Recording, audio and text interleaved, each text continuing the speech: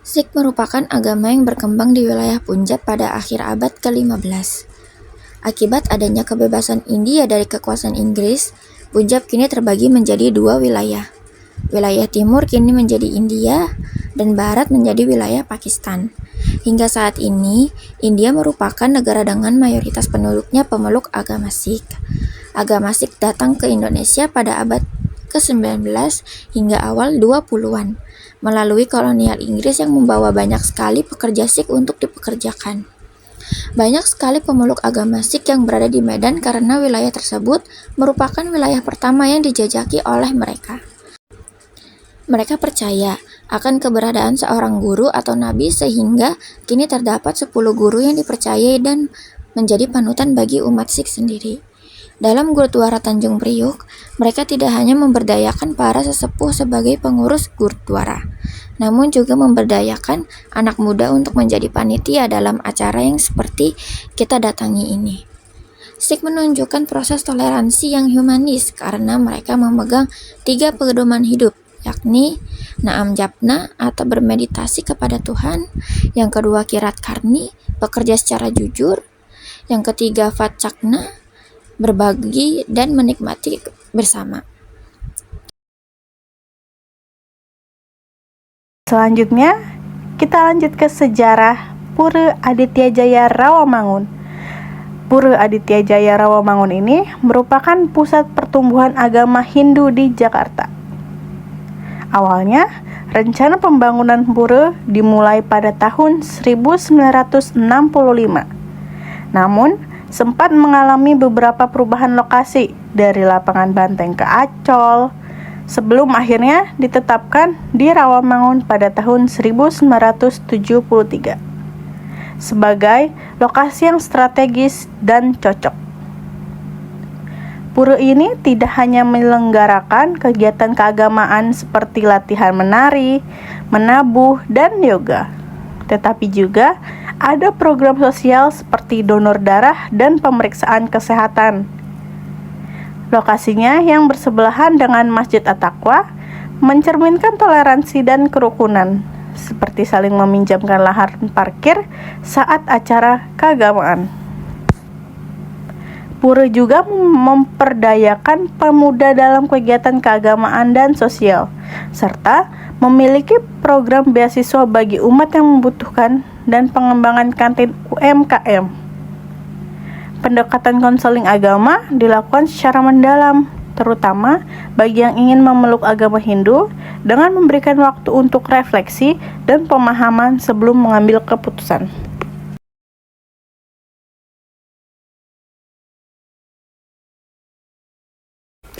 Oke, selanjutnya tentang Vihara Dharma Bhakti Grogol.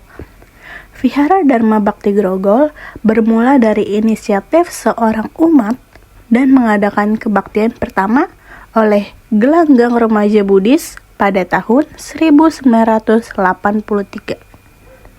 Program di Vihara mencangkup sekolah minggu untuk anak-anak, kebaktian umum, Mahayana Mandarin atau membaca sutra oleh ibu-ibu, Mahayana Sanskerta, serta kelas Dharma untuk orang tua. Kegiatan lainnya juga meliputi pelatihan vokal, belajar tata cara kebaktian, bakti sosial, dan donor darah. Sebagai wujud toleransi, Vihara aktif dalam kegiatan sosial seperti bakti sosial, kunjungan ke masyarakat yang membutuhkan, dan vaksinasi.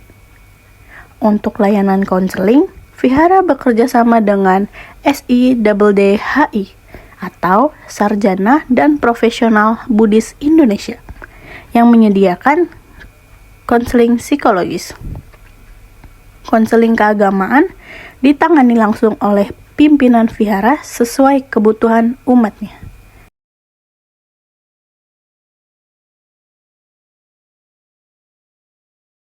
Masjid Istiqlal Islam Jakarta Pusat. Sejarah pembangunan Masjid Istiqlal bermula dari keinginan mantan Wakil Menteri Agama pertama yang menginginkan adanya monumen sekaligus tempat beribadatan. Maka, dibangunlah Masjid Istiqlal pada tahun 1961, namun terselesaikan pada tahun 1978 karena berbarengan dengan pembangunan infrastruktur lainnya di masa tersebut. Program di Masjid Istiqlal sangat beragam, seperti adanya kajian rutin dari ustadz atau ustazah, kajian bersama artis, kegiatan Qiyamul Lail pada bulan Ramadan, buka puasa bersama, dan masih banyak lagi. Adapun program ARMI, Anak Remaja Masjid Istiqlal, adalah bentuk dukungan pengurus masjid terhadap proses kaderisasi pemuda atau pemudi dalam berkiprah di Masjid Istiqlal. Berdasarkan letak yang berhadapan langsung dengan gereja katedral, proses toleransi berjalan dengan sangat harmonis, ditunjukkan dengan adanya kegiatan kolaborasi yang dilakukan baik oleh ARMI, Anak Remaja Istiqlal, ataupun dari pengurus kedua rumah ibadah.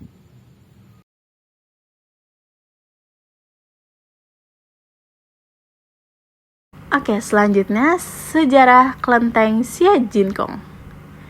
Kelenteng ini didirikan oleh Tuk Ji-hoi dan sempat dipindahkan ke Karawang pada masa penjajahan Jepang karena situasi yang tidak aman.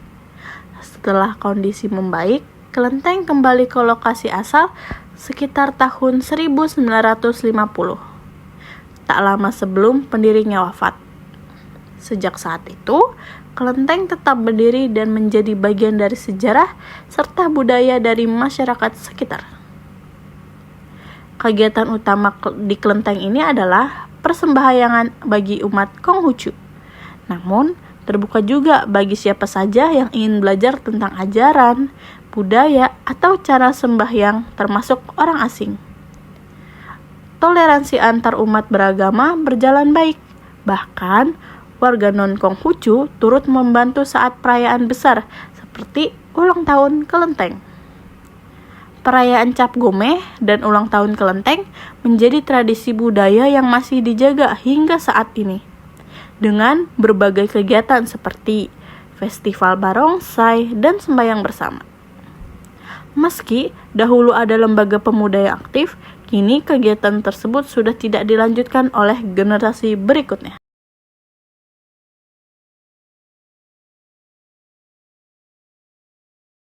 Oke, mari kita beranjak ke sejarah Gereja Katolik Paroki Santo Mikael.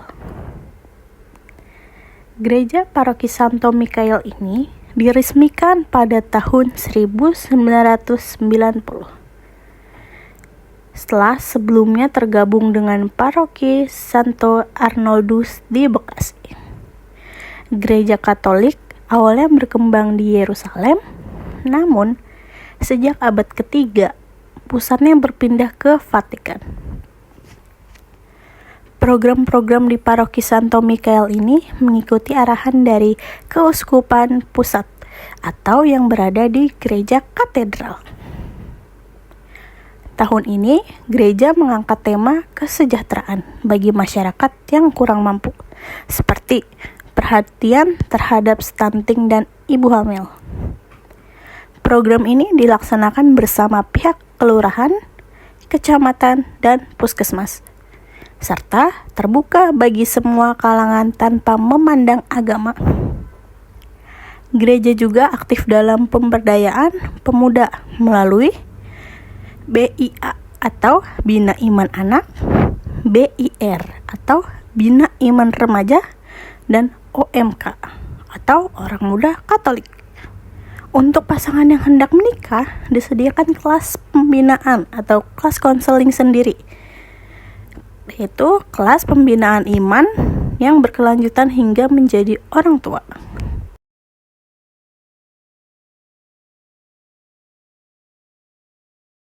Oke, selanjutnya sejarah dari Gereja Protestan Indonesia Bagian Barat atau bisa disingkat GPIB.